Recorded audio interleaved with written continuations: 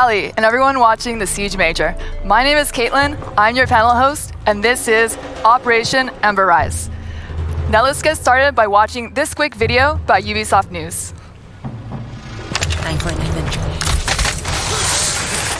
Operation Ember Rise is bringing that super hot fire to Rainbow Six Siege with 2 new operators and a newly reworked map. The defender bringing the heat is Goyo, who can use his Vulcan shields to create strategic cover points, deny entry to the attacking team, and serve up the occasional operator flambe. The attacker rising to the challenge is Amaru. Her Gara hook can quickly zip her up to rooftops, exterior windows, open hatches, and skylights. We've got the details you need to know about the new operators, as well as a tour of the newly reworked Canal map. First up is Goyo. This operator from Mexico's FES unit is a savvy tactician who can rapidly deploy his Vulcan shields to stymie incoming attackers. The Vulcan shield shares all the attributes of a deployable shield, including the new look and the new snap to doorways feature, but the Vulcan shield has a surprise. Anytime Goyo, his teammates, or even the attacking team sets off the incendiary core attached to the back of a Vulcan shield, there's a small explosion, followed by a prolonged "oh my god, it's all on fire" effect that you definitely don't want to try running through. The explosion can be triggered by damaging the core directly or destroying the shield entirely, so Goyo doesn't necessarily have to stick around and be the one to set it off. In fact, this medium speed, medium armor operator can be quite deadly while either roaming with his Vector 45 ACP or hunkering down with the TC-SG-12 shotgun. If things go bad, his shields are still a threat even after he's been killed, especially when paired with a Kapkan trap. But the threat goes both ways. While Thatcher's EMP grenades and Twitch's drone can't disable the incendiary core, and IQ can't detect it, the Vulcan shield is still a deployable shield at heart, meaning it can be destroyed, and the explosion triggered by a frag grenade. Or Ash's breaching round. You could also use Zophia's impact grenade, or Sledge's hammer. This is fine.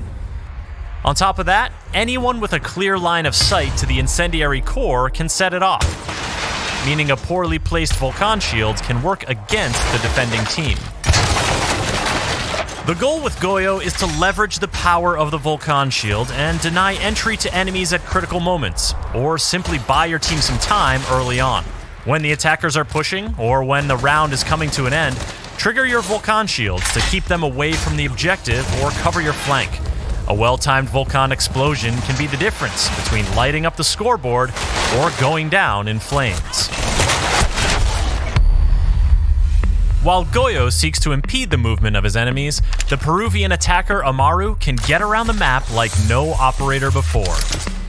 This is her Gara hook, and it lets her zip to any repellable ledge or window to quickly position herself where defenders aren't expecting her to be.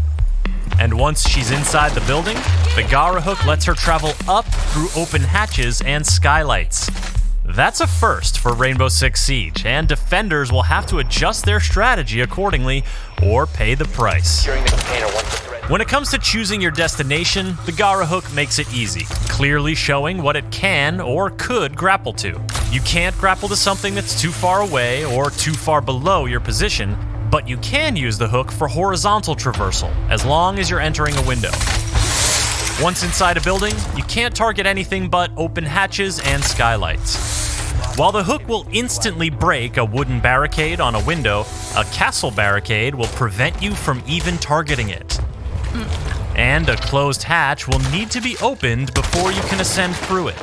Amaru's Supernova or ITA-12S shotguns will come in handy if defenders leave those hatches unreinforced.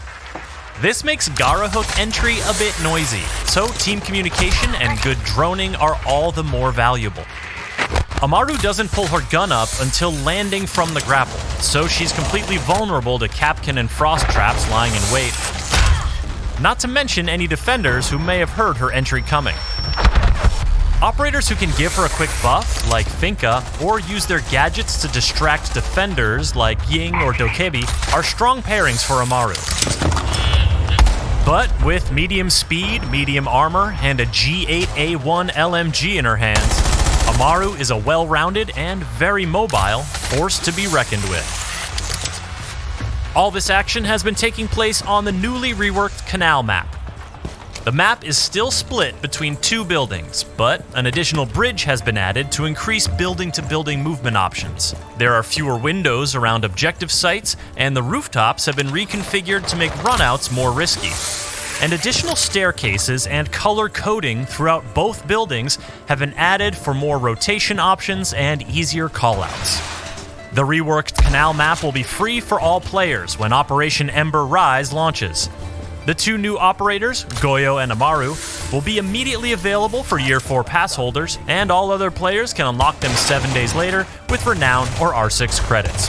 For more on Rainbow Six Siege, subscribe to this channel and visit us at news.ubisoft.com. Now, to talk about Operation Ember Rise, I am joined by Senior Level Designer Jeremy Dowsett, as well as Presentation Director Alex Kaprasis. Now that we are in North Carolina, Alex, how does it feel to be back here at a major? It's beautiful, it's sunny out, it's a great time to talk about Season 3. And we will be saving all of your operator intel for the second half of the panel, as usual. And Jeremy, any interesting run-ins with bourbon and barbecue? There's been a few run-ins with barbecue pretty much every night. The food here is amazing. Just everyone I've met is so lovely to talk to. It's such a great place to be. All right, well, let's get started with your map, which is the Canal rework. This is the latest rework to come, the last one being Cafe. And this is one of the original maps of Siege. Now, Canal has not been available in the ranked playlist for almost 2 years, so since September 2017. So many of you will be happy to know that with this rework, Canal will be coming back to ranked. That's correct. We've gone through top to bottom on this map and we've totally reworked it. Obviously, adding a new bomb site makes it ranked compatible. But, if we talk about the problems with the map, we've gone through, we've re-looked at navigation, we've looked at sound, we've looked at lighting. It's going to feel like a comfy pair of slippers, but it has, a new spice to it, that's for sure. So first, let's compare it to the Cafe rework to get kind of a scope of this project. Because, of course, since we haven't seen Canal in ranked for so long, presumably it would have required a more thorough overhaul. And you worked on this for 9 months, almost a year. It was about 9 months worth of work. The team and I started working on it around Paris Major time last year. So it's been 9 months of looking at the map, taking it apart, and obviously trying to fix all of the issues with it. So speaking about the issues, let's start breaking those down. Now, the most obvious problem that Canal had was the choke points. Yes. Canal is one building to the east, one to the west, and before there was just one bridge connecting both buildings. How was this addressed? The first thing we did is we added a bridge off of control room, which now gives a new rooftop access as well. So you have two bridges. You have the original bridge still in the same place as it always has been, and then there's a new bridge 1 floor up. So that aids in the rotation. The other thing we did is we went through and we added stairs. We know that 2 sets of stairs or 2 flights of stairs are always much better than 1 flight of stairs. So we've added an extra set of stairs into both buildings. So now each building has 2 stairs, and of course the choke point has been pretty opened up in the middle. What's happened now is when you go and play it, and obviously it comes out soon, it's much more of a roamer-friendly map, and the rounds play an awful lot more differently than they used to, because the way the rounds played was people would wait to the last minute and then they would basically just rush in and smoke or whatever. So now what you're going to find is people are clearing the building. They're actually going because they can actually get to the objective rather than waiting outside. All right, and then we should also talk about the other elephant in the room, which was the spawn peaks. One of your favorite things to address. After the closet window in Villa, sprint yeet the C4 towards fountains. I learned from that one quite well. So what we've done is we've gone through and we've looked at all of the runouts and the runout possibilities, and we've made sure that anyone that wants to run out will be detected before they get to the edge of the roof in most cases. So if you really have your heart set on running out, you still can, but you'll be detected, so it turns into more of a 1v1 scenario. It still can be done. Yesterday we were playing with a bunch of the creators, and they will run out on you, and they did, but it becomes a one-on-one. It's possible, but it's dangerous. Right, so it's a little bit more skill, which I think is what you're going for. Yes. All right, awesome. And then, of course, as you mentioned, Canal also received a lot of the same upgrades that the Cafe rework had, which is like sound propagation, destruction is a lot more clear now, lighting updates as well. The team went through and did an amazing job, the art team especially, going through and color coding the stairs. The sound team did a great job because it is a big map and there's a lot of doorways and windows. So we went through and we touched everything. There's a lot of line of sight floors now, so you can play you can defend from below, so it's actually really quite fun, and it's quite balanced. I enjoy playing it. I guess in your words, that our team actually went rogue. Yeah, I wouldn't say they went rogue. Yeah, they went rogue. So what happened is, as we've changed metrics over the seasons, basically we had to move all of the walls by 5 centimeters. That means they had to touch the shell anyway, and whilst they were rejinking the shell, they just went through and redid the entire thematics of the buildings, and it looks absolutely superb. And so we'll see when we're going through the map that when a wall is destructible, not only does it look destructible, but there are those markings on the ground, just for anyone who's new to the game or has kind of issues about looking for destructibility. So now what we're going to do is we are going to start breaking down every single bomb site on Canal. And we're going to start with the second floor. So are you ready to go through the entire map, Jeremy? I'm good to go. All right, so again, we're starting here on the second floor. The objective here is server radar. We're going to be spawning in at Sailboat, which is to the south, and we're going to be going straight there. So the spawn points in this map haven't actually changed at all. So there's still the 3 major spawn points, sailboats, floating docks, and construction. There's new art assets, nothing too serious, but there is some new stuff to block lines of sight. We're going to go in through reception. What people will notice with reception is we've actually changed the rotation of the desk, so it actually aids in navigation. And if you look sneakily to the left, archives is much wider now as well. The original bridge is still off to the right, and this is blue corridor, and you can see the markings that are on the floor to show you where the destructible walls are. And then you go through and you're going to come up a new area, which is printer stairs, which is a new rooftop access. And this access on the right is there's a window, and then you have the new tunnel that goes to control room. Now, control room radar used to be one massive plant zone. So what we've done is we've actually split it down. Renovations are still there. I know people love renovations on the soft wall. So the plant zone is actually much smaller, so people have to commit. All of the blue walls here are destructible. Then you're into red corridor, going towards green stairs, and then you're going into server. Now, server used to have the corridor around it. We removed it because you get confused. So the bomb sites are side by side. You can blow the walls and have a lot of rotation.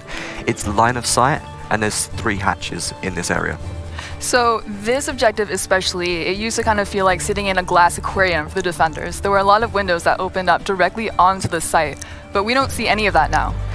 Basically, when we go through and we start iterating upon the map, we shut down all of the windows. So the first thing we did on this map is we shut the windows, and then bit by bit we opened them.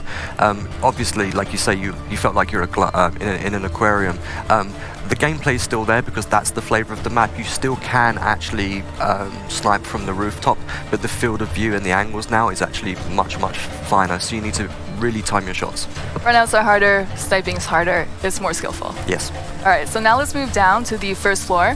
There are 2 objectives here. There is one to the west, which is Coast Guard Mini Lounge, and then there is one to the east. I have that backwards. There's one to the east, and no, I have that right, okay.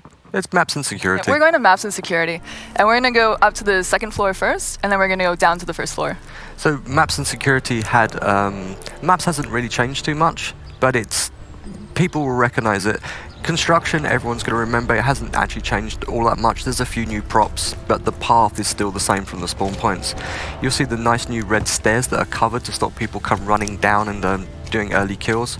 You will get detected by the time you're at the bottom. You come in through construction entrance, and then we have the entrance, and if you go hard right, you're going to green stairs, back up to server again. Now, what's really nice about this is with the stairs and the walls, it's really easy to call out, and it's actually much easier for people to navigate because it's just cleaner and much nicer for the players. You blow the hatch and you can drop straight into security. Now, with security, if you remember, there used to be a locker room. That's changed. We've put a door through now, so you can actually go between the 2 bomb sites, between maps and security. And then the kitchen is still off on the right-hand side. You'll notice there is actually a window in projector just to the side, so you can still get shot at from the roof or across the buildings. And obviously there's a window in kitchen if you want to try and come through. Right, and so this is an objective that's been changed so that you have to commit when you go onto the site. You really need to get through the door, and it's one of the sites where you're going to find that you can actually defend it remotely, and I think we'll see a lot of that being played. All right, so let's go on to the other objective on the first floor to the west. We're actually going to spawn in construction again, so this is a bit of a longer route to take, and instead of going up to the second floor first and then working our way down, we're going to go from the basement.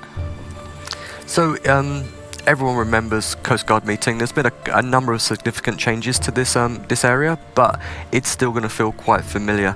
So we're off at Coast Guard again. You can obviously see the wonderful submarines that are docked there.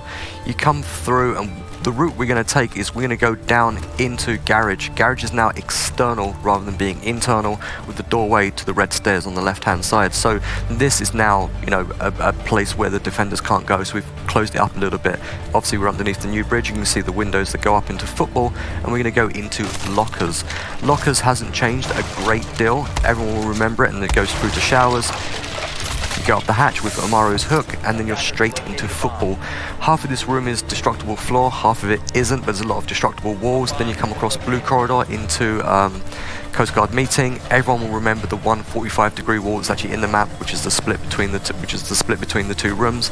Go through complete line of sight floor here, and then what people will notice is Archives has changed. It's much wider, there's a breakable wall, and there's a double door, so it's less of a choke if you're actually going to try and attack from Archives. It's still hard, but you can do it.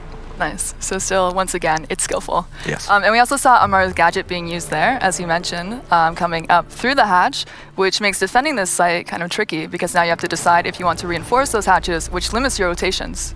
It's a choice that people will learn, and the strats will evolve over time. Obviously, with you having to reinforce hatches, you make a decision. If someone's staying anchored in the bomb site, you can cover the hatch. You're going to hear it get blown, so it's not so bad, but it does change the strats a little bit for sure. All right, so let's move on to the last objective then, and this is in the basement. Now, the basement never had an objective before. Of course, this brings the total number to 4, making it ranked playlist compatible. For this one, we're going to start by spawning in the northwest at Floating Dock, and we are going to make use of a new tunnel to get on site. Ah, the tunnel, yes. So this area's changed quite a lot. Everyone will remember Coast Guard suppliers. It hasn't changed. It looks exactly the same, but we've rejinked a little bit. When you start a Floating Dock, you can now go up right. There's a path that leads up to car park, and you can drop down into Forklift Alley. There's a new tunnel that goes all the way through to the car park as well, and all of this has been completely reworked. So you've got the new shell, you've got diving alcove, and what we're about to do is jump into diving, which is a new room. In the far right hand corner behind the scuba gear, there's the set of stairs that leads all the way up to printer. So it goes yellow stairs, blue stairs up into printer. You have a tunnel that comes all the way from diving all the way through to in between showers. So if you're getting pinched, you can drop into the tunnel, but you have to be careful because obviously defenders or attackers everyone can use it. You come through bathroom into the basement corridor, and then you're into boat suppliers.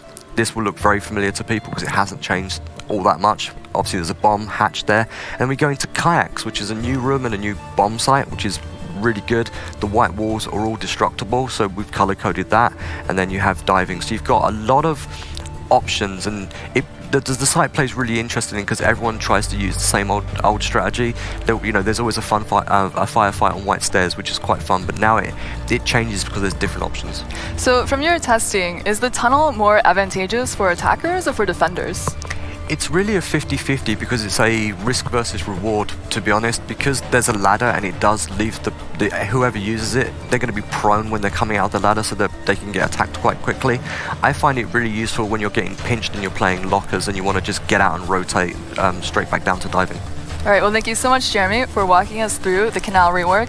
Again, I'm sure many people are going to be very happy to know that this map is coming back to ranked. I hope it's always a very nervous time for the dev team. I really hope that the community loves it, and I'm sure that even though I've tried to stop all of the spawn peaks, I'm sure that someone's going to find one somewhere. But that's the beauty of the community. They always learn, and I learn from them.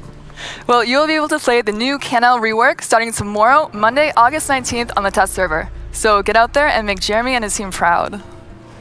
And now we will move on to the 2 new operators of the season. Now, these operators are unlike any ones that have been released before because they really encourage player creativity, and you can play them how you really want to. Now, by this, what I mean is that with Amaru, you can attack however you want, And with Goyo, it doesn't matter if you prefer anchoring or roaming, because you can do both with him, even in the same round. So to talk about this, we have Alex.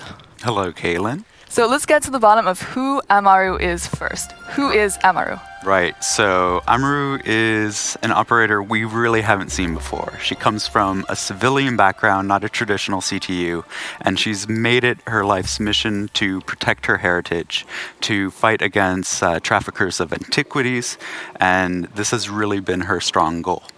So someone who's very morally strong and fights for what she believes is right. Absolutely. And let's move on then to her gadget first. So do you want to introduce the gadgets for players? Yeah, of course. So the Gara hook. This is something that she actually made herself, and as you can see, she gets from point A to point B incredibly fast. Very fast. How fast? The travel time is about 7.5 meters per second. And we'll get into that a little bit later on. And so the hook outside, it works on ledges, skylights, windows, and inside it works on hatches. So she is the very first operator who can ascend up through hatches. Yes, and like Jeremy was saying before, this kind of changes things up now for defenders, whether or not you have to reinforce those hatches on defense. So with so many options of how to attack a site with her, what kind of player would be drawn to Amaru? Someone who really enjoys creativity. This is the first operator that's not really based on a role, it's based on movement, and we haven't seen that before. So there's going to be a lot of freedom with that, and I think players who are very well accustomed to our maps will really enjoy it. So creative players, and again, it doesn't really matter what operator you go out with, because she has synergy with all operators, really. It's really about playing with your team, making sure that they're droning so that you know where you're going, where you need to be. It'll be a really good team play operator. All right, so let's talk about her loadout. Starting with her primary loadout, Amaru comes with either a Supernova or a G8A1, so a shotgun or an LMG. And what's interesting about this is that the Supernova now comes with a silencer attachment, and the LMG has an angled foregrip. Now, the silencer, that's not for sneaky shotgun kills, is it, Alex? Not really. So for hatches, you have to break them first in order to get up them. So the silencer just helps her be not announcing her position as loudly as before.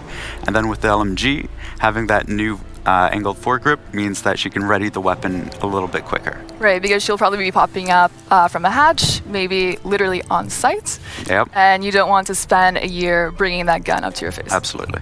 All right, and so for her secondary loadout, she has the option of taking either a shotgun again, which is the IDA 12S, or an SMG, the SMG 11. And what's great here is that even if you take the LMG for your primary, you still have the option of taking a shotgun so that you can still open up hatches, because they have to be opened up in order to use the Gara hook on them. Right, that's our designers just making sure that you have some options to play with and that everything fits with her kit. So her secondary gadget options are either breaching charges or a claymore. The claymore is really useful if you need someone to watch your flank. So if you're zipping around the map, going through hatches, and you're worried that a defender might follow you through the hatches, then it's useful to put down a claymore to warn you of that. Right, and if you want the breaching charge, this opens new ways to flank, to move through some of the jungle of a map to make sure that you get to the objective quickly. So both of them are good picks overall. Yeah, absolutely. All right, so then let's talk about what I'm sure people are waiting for, and that is how do you counter Amaru? And we'll first touch on the strongest counter to her, which is Castle. Castle, absolutely. He reinforces the windows so that an Amaru can't break it with just her gadget. She'll need help from a teammate, or if she wants to use a breaching charge on it, that would actually slow down incredibly a lot. And then after Castle, good picks against Amaru are trap operators. Yeah, so if the attacking team isn't droning, they're not checking what's beyond that window, what's beyond that hatch, Amaru could get stuck really easily. You just place them underneath those windows. And then a really strong counter to her is actually just map awareness and sound awareness. Right, so the design team spent a lot of time with this, making sure that the window is broken so that you can hear her reeling in. It gives a little bit of time for the defenders to anticipate this. And so if you have that one-on-one confrontation with an Amaru bursting through a window, usually the Amaru will lose 70% of the time just because of the noise she makes and the readying time of her weapon. So she is a very fast operator, as we mentioned.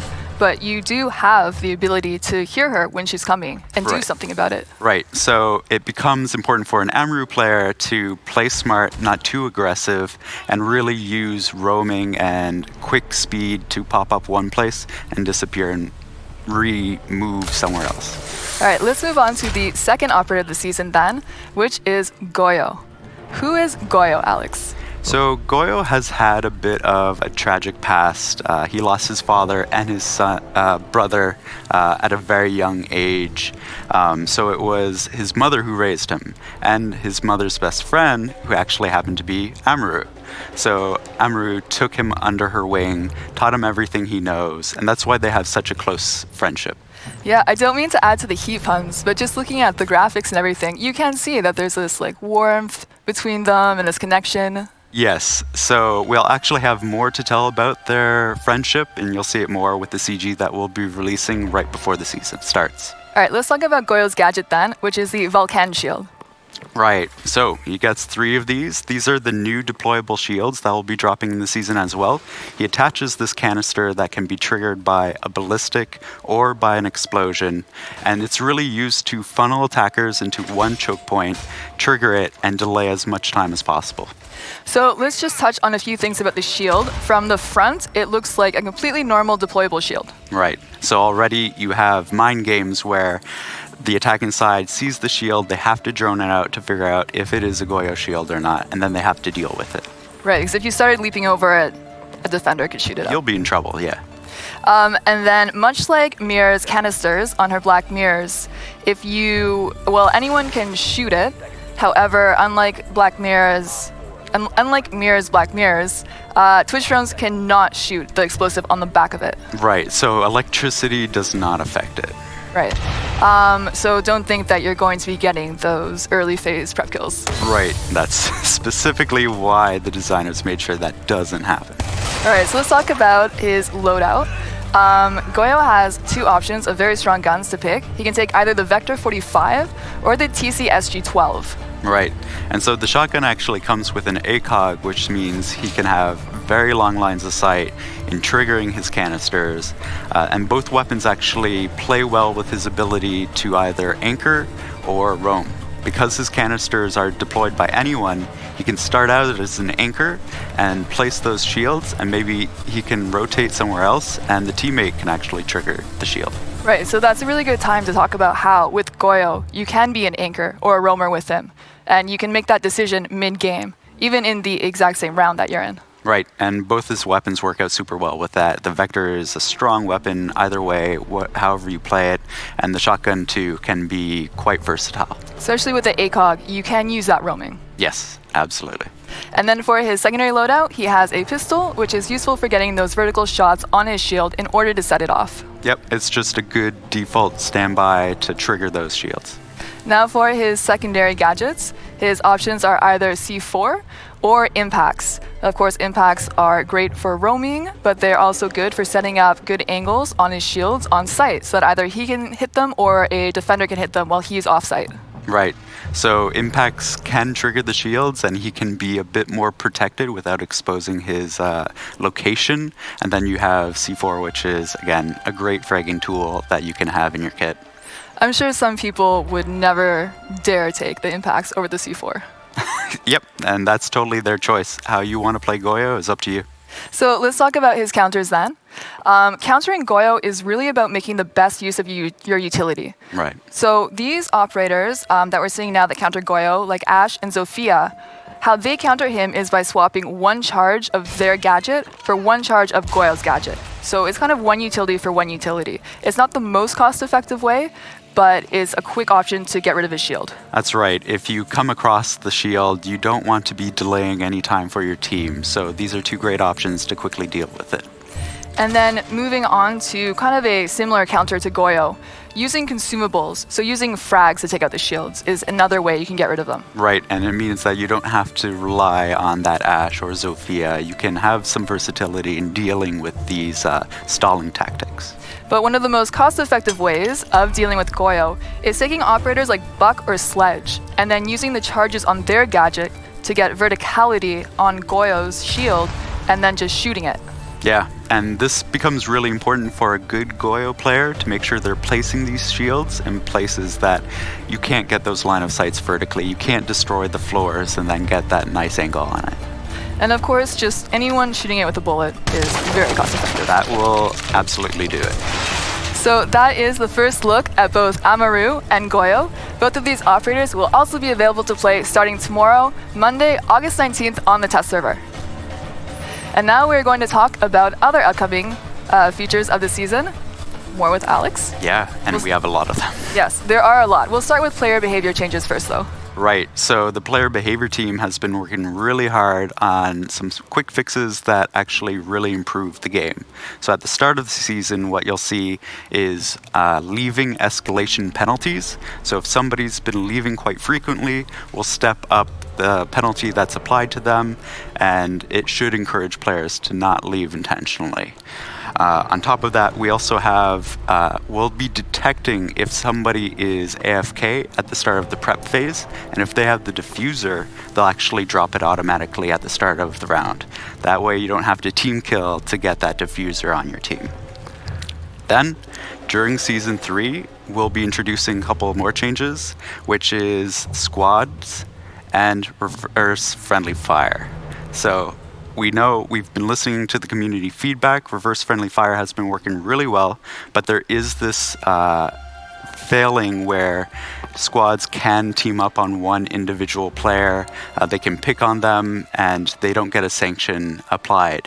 So now we'll be talking about the squad as a total. We'll be getting that reverse friendly fire sanction as a group. So it's especially appreciated if you're someone who solo queues a lot. Yeah, these are really small changes that make a big difference. And now let's talk about upcoming changes to the playlists. Yes, so we started last season with a lot of changes for ranked, and that's really our end game content. We want players to be playing ranked playlists. It's the most rewarding, it's the most competitive, and we want to make sure that we help players get to that content. So one of the changes we're making right now is introducing a new rank called the Champions rank. This is above Diamond tier, above 5,000 MMR. Anybody who reaches above this will be assigned a number, and they'll be compared to other players who have the same rank. Then we're talking about rank distribution. We've changed it up a bit. You'll see the bell curve now lies a little bit closer to the silver, and we've added more ranks at the lower tiers. This way you'll be progressing a little bit more steadily, and it means that gold is a little bit more important now when you do achieve that rank. We have a change to the map pools that I know people will be excited about. So for ranked, we're actually reducing the size of the map pools. We're taking out Hereford, Theme Park, and Fortress, and we're adding the new Canal rework. And you'll also see casual will be reduced a little bit more, just so that it's easier to learn the maps that you're playing and you're well aware of what you need to do. Yeah, so hopefully this will reduce the entry barrier to Siege, because a lot of people coming into Siege will get overwhelmed by how many maps there are. And even for people who are already playing, now you can focus on learning and mastering less maps. Right, and these are going to be our most competitive maps that we're listening to the community for. So it should help out a lot. And then one last thing to announce is a new playlist that's coming to Siege, which is the unranked playlist. This is ranked rules without all of the stress of actually playing ranked. So you now have this in-between between casual and ranked that players can progress through and feel confident in when they want to play ranked. So this is especially useful for people who really suffer from ladder anxiety. Yeah, absolutely. All right, so we are also going to announce that Siege is getting a battle pass. Rainbow Six Siege is getting a battle pass. In Year 4, the battle pass will be deployed in 2 phases. Phase 1 is the mini battle pass, named Call Me Harry. It'll be short, 7 days and 7 tiers, and completely free. As you play, you earn battle points that unlock tiers and rewards. So the more you play, the more you earn. Upon completing the pass, you'll receive the unique Harry Chibi charm. Call Me Harry will be available during Operation Ember Rise. Phase 2 is coming in Season 4 this year. It'll be a full-fledged battle pass. Here's how it'll work. There will be 2 tracks, a free track and an optional premium track. You progress through both tracks by playing and earning battle points. Even if you choose not to unlock the premium track, you'll still be able to collect rewards on the free track. So while the Battle Pass is active, everyone gets more rewards for playing. Finally, through the Battle Pass, you will get to learn more about Harry and the operators of Rainbow Six. Alex, tell us why Siege is getting a Battle Pass. So, the Battle Pass that we're developing is a new monetization product, but it is also important for us to bring players back, that they're excited to come back, get rewarded, and we want to make sure then that the Battle Pass is something that's generous, something that's fair, and it's also our way of injecting more story now into the Rainbow Six universe. And why are there 2 phases for the Battle Pass? This is something we've never done before, so we want to make sure we do it right. So Season 3, we have the smaller mini Battle Pass. That'll be free. That way we get feedback, we can test it out technically to make sure it works. And then Season 4, we open it up.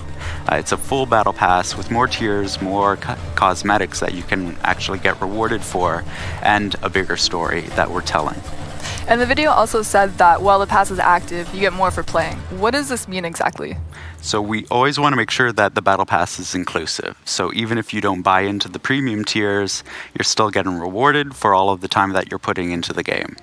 And there's character lore that's tied to this. Right, so this is something that's really exciting. The pass will come with descriptions and stories about our operators, about the actual cosmetics that you win. Season 4 actually will have a motion comic too that'll set up a prologue that will talk more about SI 2020.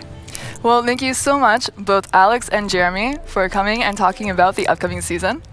Pleasure. Absolutely welcome. And we're not done yet, because we have an announcement from the esports team.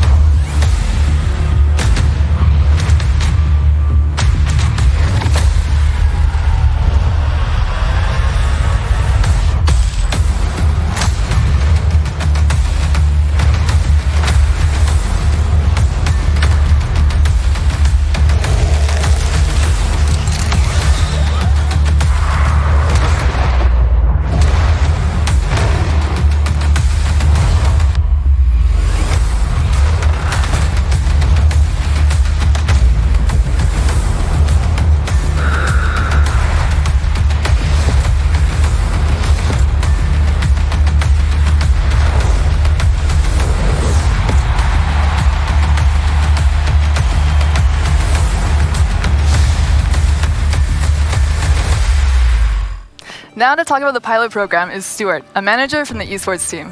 Thanks a lot for having me. We're super proud to announce Phase 2 of the pilot program and its member teams today. So Stuart, tell me, who is in the pilot program? In North America, we have Evil Geniuses and Rogue returning, joined by Space Station Gaming. In Latin America, we have Team Liquid, FaZe Clan, the newly christened MIBR, and INTZ Esports. In Europe, we have Penta returning, with G2, Nadas Vincer, and Team Empire joining the fold. And over in APAC, we've got Cloud9, Norarango, and Fnatic. And what is the overall goal behind the pilot program? We want to extend our support to all of the organizations and players within the top level of our community to make Rainbow Six esports a viable career path for as many people as possible. What's changed between this version of the pilot program and the previous version that we saw before? So scope and scale, for starters. We wanted to expand the number of teams we support. We wanted to support players directly through this, and we've changed up a couple of the revenue sharing mechanics as well. So let's get down to the brass tacks. We saw the pro team skins. How does the revenue share for this work? That one's pretty straightforward. It's a 70-30 split between Ubisoft and the team respectively. 30% of those revenues that a team makes are also forwarded to their players. And the Pro League Gold skins, are we still going to be seeing those? Of course, they are a staple of the pilot program these days. We've tweaked it a bit from version 1 of the pilot program. Now in Phase 2, it's a 70-30 split evenly as opposed to a 70-21-9. This is to account for the increased number of teams in the pilot program itself so we can support more. And how does the Road to 6 Invitational tie into the pilot program? So this one's a bit different this time around. So beyond just contributing to the Six Invitational prize pool, we've added a mechanic that acts as a performance incentive for our pilot program member teams. Basically how it'll work, imagine a hypothetical scenario where you're the only team participating in Six Invitational. So base prize pool is 500 grand. You get 1.5 million from the crowdfunding from Road to Six Invitational. As the only member team there, the players would take home 1.25 million. The org would get 750,000 of that.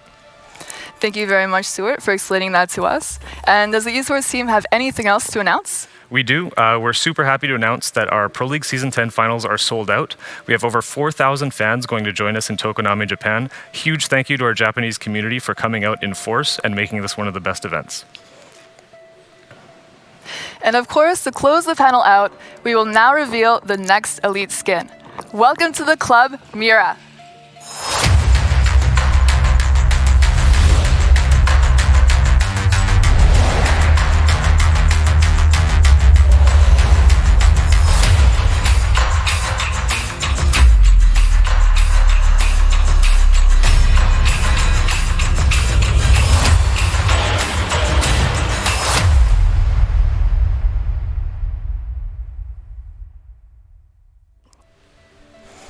That was the first look at Operation Ember Rise. Thank you, Raleigh. Everything here will be playable starting tomorrow, once again on the test server, Monday, August 19th. Don't forget that date. And stay tuned because the grand finals between G2 and Team Empire will be coming up right after this.